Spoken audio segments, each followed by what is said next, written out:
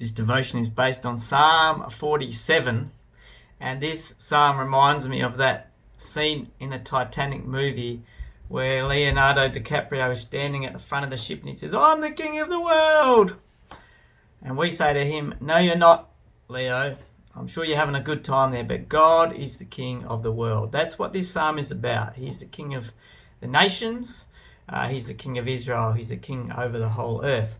So it says we should praise and worship him and give him a clap. Verse 1 and 2 says, "Clap your hands, all you nations. Shout to God with cries of joy.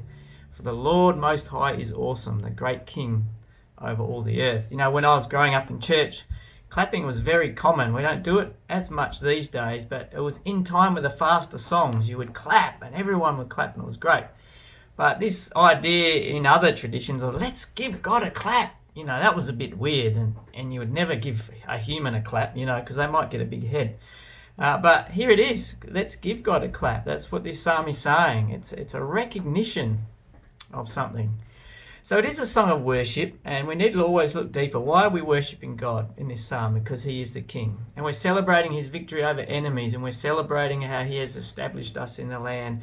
We are celebrating how he reigns over all the nations. And especially this season of COVID, we're worshipping because God is king over all the earth. Verse 7 says that. He's on the throne. He reigns.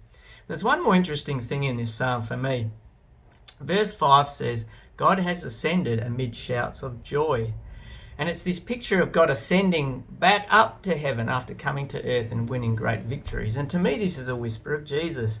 He's our king. He's the king of the earth. He came down to earth. He won the greatest victory of all over sin and death. And he has ascended back to heaven at the right hand of the Father. So let's praise God and let's praise Jesus, our King.